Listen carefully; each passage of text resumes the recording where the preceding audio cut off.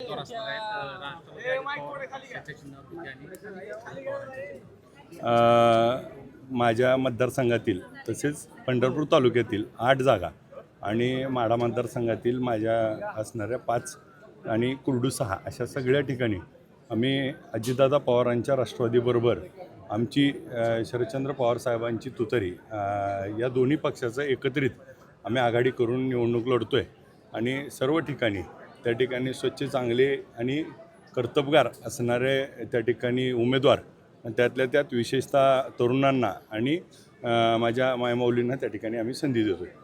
तुतारीवर किती असते सगळेच घड्याळ? नाही, आपण मिक्स मॅचअप केलं आहे. काही ठिकाणी वर घड्याळ असेल तर खाली तुतारी वर असेल तर घड्याळ, त्या ॲडजस्टमेंटनुसार आम्ही त्या ठिकाणी एक संघ आल्यानंतर काही राष्ट्रवादीचे नेते ते आता राष्ट्रवादीची साथ सोडत आहे, कमळ हाती घेत आहे, काय त्यांना भीती वगैरे जाणवली काय? संपर्क झाला त्यांच्याशी? भीतीपेक्षा त्यांना आता डबल बारी आली, कारण सगळे पक्ष फिरून आता डबल एक रिपीट राऊंड चालू आहे.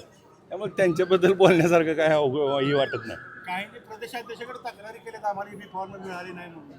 त्यांनी माझ्याकडे मागायला आले असते तर ठरवलं असतं, पण आलेच नाहीत मागायला. नाही, आमची बोलणी सुरू आहेत. आता जागा अर्ज भरल्यानंतर त्याच्यावर आम्ही काही जागेवर मागं पुढं सरकायचं ठरलं तर आम्ही करू.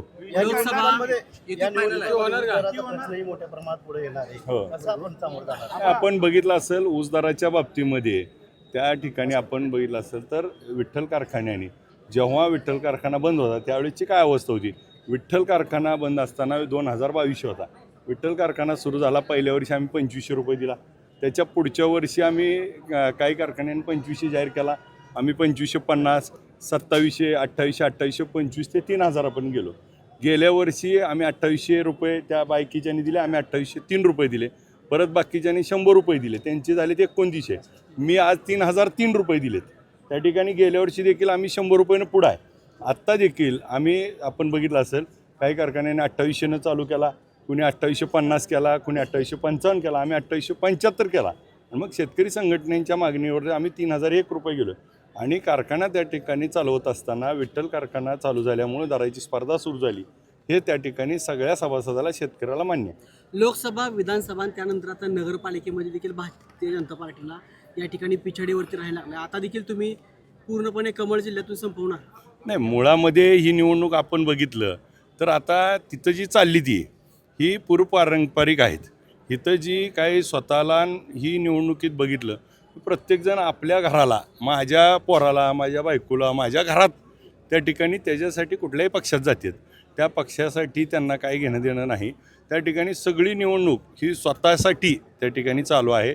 आणि मग आपण एका बाजूनं बघितलं तर माझ्या मतदारसंघामध्ये सगळ्या जागा त्या ठिकाणी आम्ही पंढरपूर तालुका आणि माढ्यामध्ये त्या ठिकाणी एक हाती घेऊ.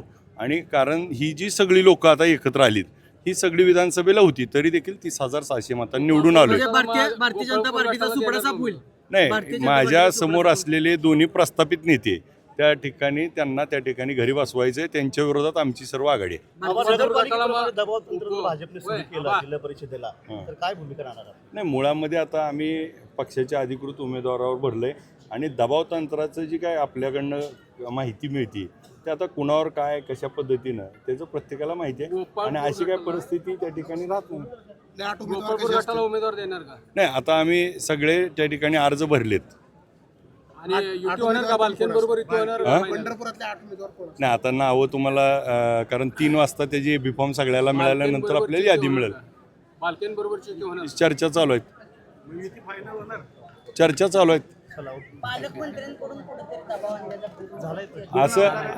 असं तुम्हाला कोणी सांगितलंय त्याची जरा मला माहिती द्या. नाही, त्यांना कोणीतरी चुकीची माहिती दिली होती, त्यामुळे मी त्यांना देखील सांगितलं. तसं काय नाही, कारण मोठ्या एवढ्या निवडणुकीमध्ये एवढे मोठे नेते एवढ्या खालच्या लेवलवर येत नसतात. ते कारण नसताना त्या ठिकाणी वातावरण तयार करून स्वतःला काहीतरी हे करण्याचा प्रयत्न काही लोक करतायत, परंतु तो गैरसमज आहे. नगरपालिकेला तुम्ही ऐन टायमाला माघार घेतली, तो दबावच होता बोललं जातं, मग ती खोटे होते. सगळ्यात महत्त्वाचं बघा, आम्ही त्यावेळेस युती करत होतो, आघाडी आमची त्यांची चालली होती. आणि मग एकत्र लढायचं ठरल्यानंतर मग काही वाटाघाटी चर्चा झाल्या नाहीत.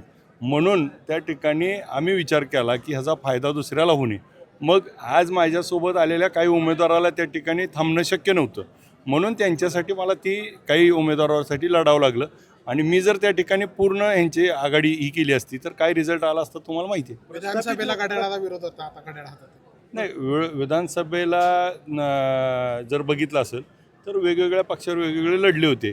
आता जे त्या ठिकाणी ह्या पक्षात होते, तिकडून होते, ते आता कुठं चाललेत. ह्याच्यात बघा, पक्ष माझ्या दृष्टीनं हे एक पार्टी म्हणजे विठ्ठल सहकारी साखर कारखान्याच्या रिलेटेड पार्टी आणि त्याच्या विरुद्धची पार्टी ही त्या ठिकाणी या पंढरपूर तालुक्यामध्ये आत्तापर्यंत चालत आलं आहे. आणि मग प्रस्थापित 40 वर्षाची त्या ठिकाणी सत्ता जर बाजूला काढायची असेल तर त्या ठिकाणी एकसंघ काही दिवसापूर्वी आपण जी नारा देत होतो विठ्ठल परिवार एक आला पाहिजे का, तर त्या स्वतः स्वार्थ होता. आता काय माहिती आहे का, सगळं सोडून नको त्याकडे नको तर जात असतील आणि ज्याच्यासाठी आयुष्यभर लढली त्यांच्या जर वळचणीला जाऊन बसत असतील तर यांचा विचार कसला.